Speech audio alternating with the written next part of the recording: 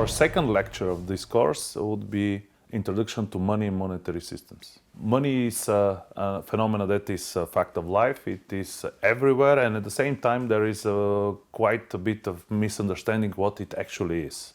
First of all, as sort of a heads up, money is not currency.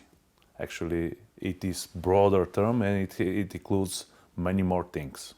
We could define money as any circulating medium of exchange, including coins and paper, banknotes, but it could include also demand deposits or any other commodity that is widely accepted as an exchange medium.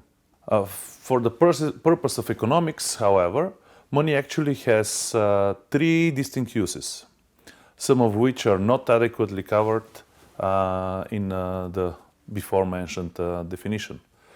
These uses are a medium of exchange, which has account value, which could be used for a unit of account, and at the same time it could store value. Why did money evolve at all? Well, simply because before money, the exchange of goods and services was basically barter exchange. Barter means swapping goods and services for other goods and services, and it is likely very difficult because there need to be at least two conditions fulfilled. First, barter requires coincidence of wants of two different entities. So basically this means that if I want to trade my furs for somebody else's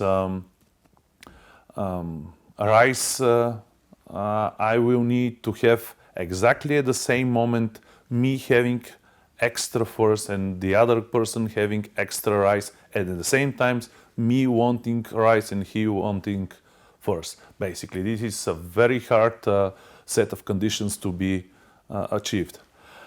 So basically what happens is that the trade is slowed considerably because there is rarely coincidence of wants. Many societies have used many things as money, including stones, shells, elephant tails, furs, salt, pieces of paper, and so on and so forth.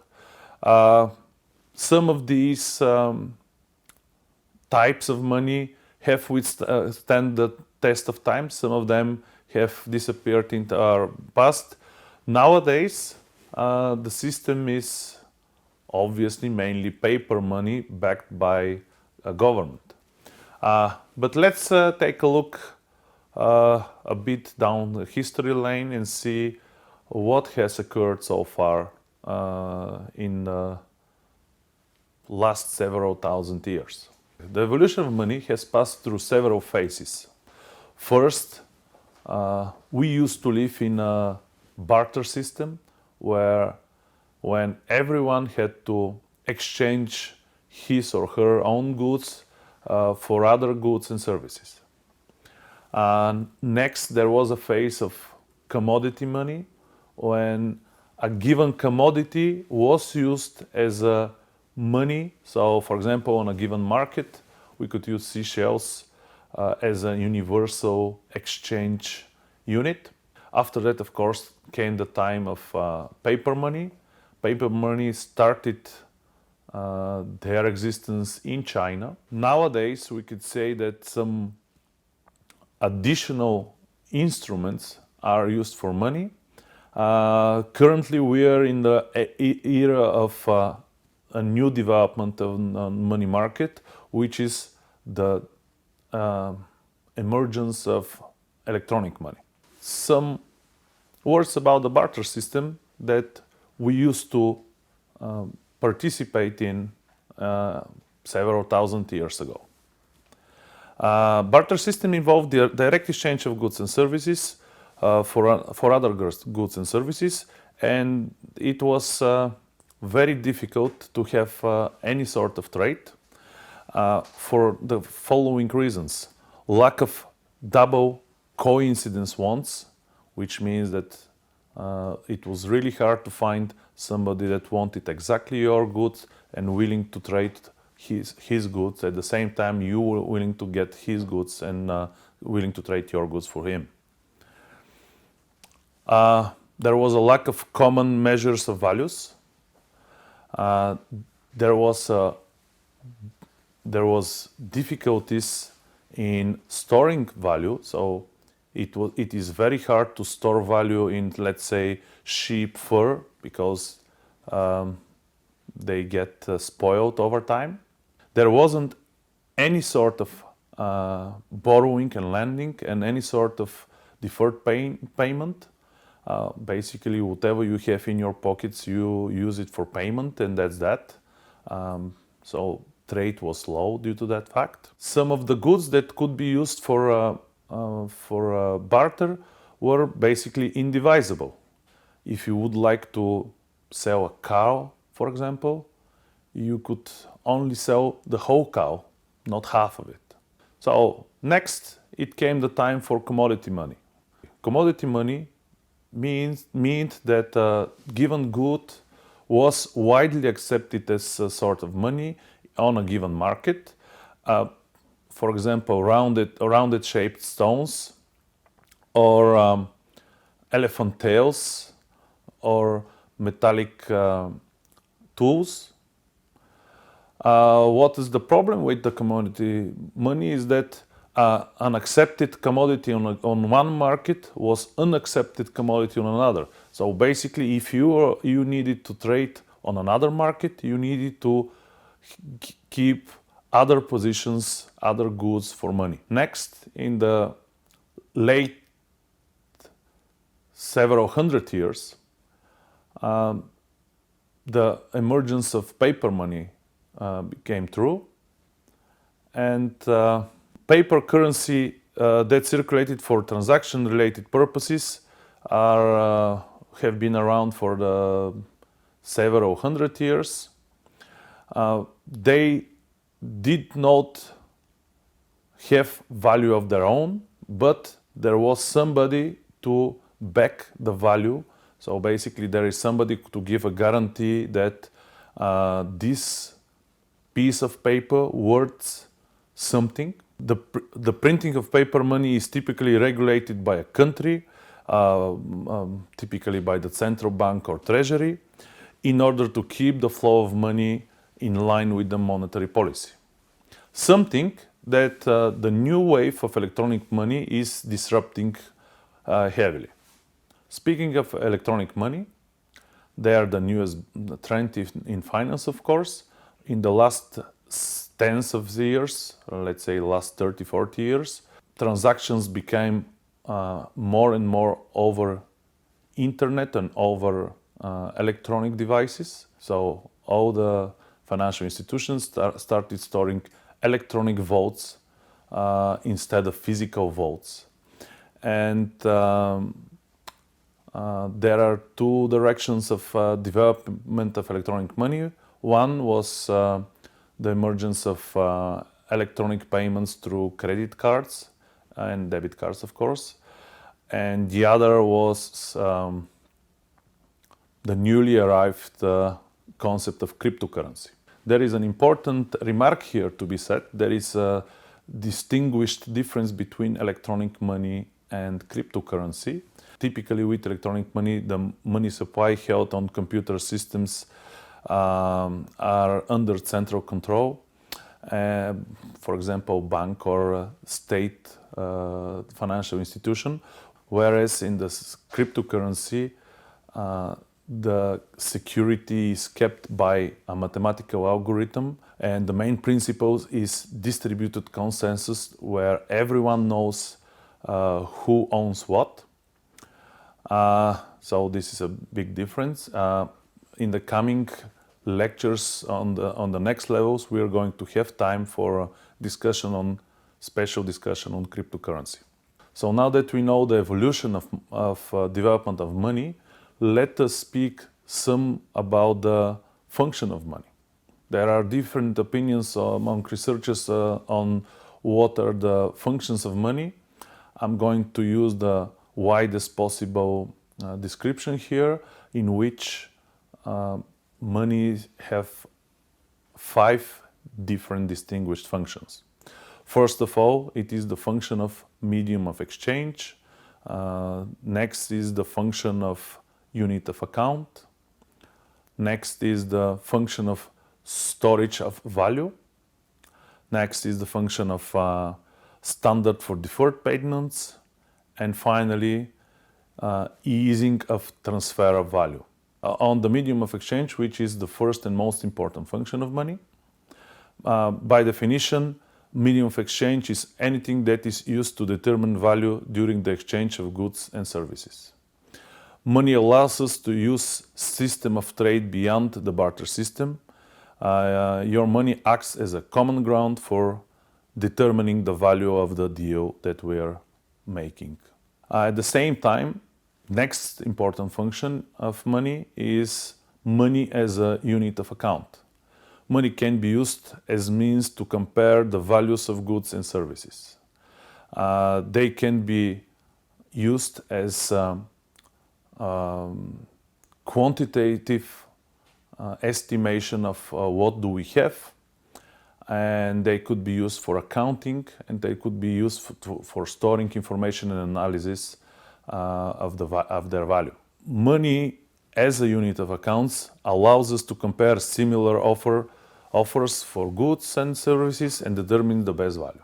Third important function is money as a storage of value. This is the function why precious metals have occurred to be an important part of money markets, because precious metals could concentrate a lot of value in a very compact form. So money is used to maintain the value of a transaction over time. If you receive monetary compensation for goods or service, the actual amount that you receive does not change if you do not use it immediately. So you can spend or exchange your money at a later time without the penalty of losing some value. However, and we're going to speak about this later in the course, the functional value of stored money may change over time due to other factors. Okay, the function of money as a standard for deferred payments. One important aspect of trade is the ability of someone to pay later than the actual exchange of the goods. This gives this person the opportunity to sell the newly acquired goods, get the payment from them, and return to the original deal and pay on this deal as well. So in order to have this opportunity, money actually is used as a standard for measuring the deferment of payments. Debt are easily returned back with the same value of money, or, and we will speak about this, debt could be repaid with an increased amount of value should this is needed or contracted by the deal. The last function of money is money as transfer of value. Money has the ability to transfer value from one entity to another. And the first entity or the first individual knows how much he or she has given up and in exchange for what. And the second individual knows how much he or she has received. So even if we have a gift for someone, we can always easily estimate the value of this gift by using its money value. Now we know what are the main functions of money. But what are the characteristics of good money? Well, there are several characteristics that could improve the quality of money, and they are mainly concerned with the physical aspect of the money medium. So these characteristics include durability. Durability means that the item must be able to withstand being used repeatedly. This is the reason why we ended up using coins at one point in our civilization because we needed to have durable currency. Items that are considered durable are coins and paper bills used as money when they are produced specially for this purpose. Next characteristic of good money is portability. Money should be easily transported from one point to another. They should be carried easily by a single person. And this is why small pieces of metal, as coins, have withstood the test of time and have been and are used currently as well as money. Divisibility is the characteristic that says that money can be easily be divided in smaller amounts. So if we have a piece of a diamond, of course, it is portable, it is a durable payment, but it is very hardly divisible. So this is the reason why coins and banknotes have emerged to be successful payment method. The next thing, the next characteristic is uniformity. Uniformity means that from the first sight from the first moment that you see a banknote or a coin or other form of money, you should recognize that exactly what it is and how much value does it carry. Uniformity means that all versions of the same denomination of currency must have the same purchasing power. So, for example, a $100 bill issued in the 1990 and the $100 bill issued in 2010 should have exactly the same purchasing power. Next important characteristics of good money is limited supply. Limited supply means that there are restrictions on issuing money and circulation of money is controlled by someone. The responsibility for maintaining an adequate money supply so far has fallen on the governments and central banks. Typically, they are in charge of issuing new money supply and taking out of turnover the old money and destroy them adequately. And finally, the final characteristic of good money is acceptability. Acceptability means that everyone must be able to use the money for transaction.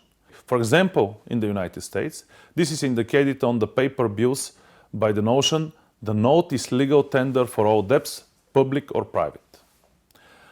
It has not always been the case that the banknotes have been widely accepted.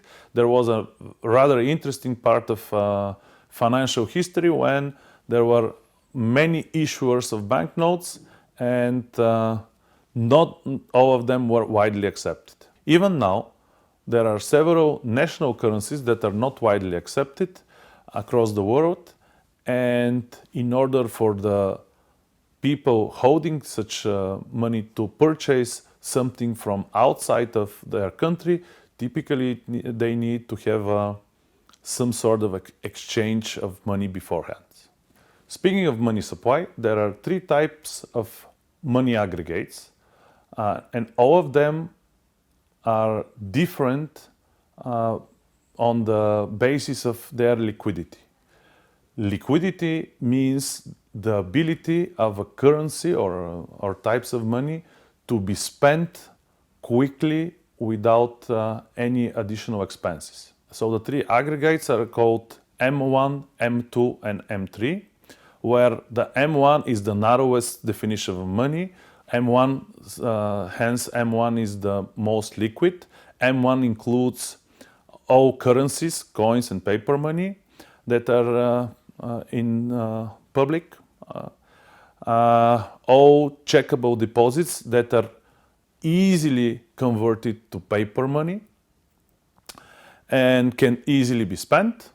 Next money aggregate is M2, which is broader definition of money, and it includes M1 plus a number of near monies, the so-called near monies, such as saving deposits, including money market deposits, accounts, and small deposits. By small, we typically mean less than $100,000. These near monies can easily be converted into currency and checkable deposits, and this is why they are next in terms of liquidity to M1. And M3 is the broader definition of money. It includes M2, but also the large time deposits, balances in institutional money funds, and other liabilities that could be converted to money but are less liquid than M2. So why large deposits are less liquid? Because if you go to the bank and would like to withdraw $100,000 or more, typically they would tell you, we need some time, sir, to gather some currency for that transaction, and this would mean basically restriction on liquidity. One important note here is that the current monetary systems are called the so-called fiat monetary systems and fiat types of money. They are basically an item, typically paper, without its intrinsic value, so it doesn't have value of its own, but it has been declared to be money by the government. So, for example, a central bank basically prints out a paper. The paper itself has next to nothing value, but the bank declares that this is a official payment currency, and it guarantees its value by a statement somewhere on the banknote. One important aspect of money is its relationship to prices, and there is a negative correlation between the value of money and the general level of prices, which basically means that if some type of money becomes more valuable, it basically lowers the prices of the goods in general. And the other way around, the lower prices tend to raise the value of currency because fewer dollars are needed to buy a particular amount of goods, services, or resources. Why is this important? Because everywhere on the world there is a single phenomenon that is happening all the time, and it is called inflation. Inflation basically is lowering the value of money in relative terms in comparison with the general price levels. And why inflation is important? Because very high levels of inflation can result in basically breaking down all the important functions of money. It could break down the money as a medium of exchange, because nobody would have the trust in money to accept it as a payment. After that, it would break the money's function to store value, because nobody would be willing to take such money that would lose their value. And obviously it would break the function of unit of account, because nobody would believe in the stable value of given types of money. There is an important relation between money and general price levels. Okay, so this concludes our lecturette on money and monetary systems. What we have achieved in this lecture is that we have explained what is money. We follow the evolution of money starting from the barter system, going through the commodity money, going through paper money, and now discussed the electronic money. We explained the functions of money as a medium of exchange, as a unit of account, as a storage of value, as a standard for deferred payments, and as an easy transfer of value. Finally, we reviewed the characteristics of good money as durability, portability, divisibility, uniformity, limited supply, which means scarcity, and acceptability. At the end, we just made some notes on the relationship between value of money and the general price level.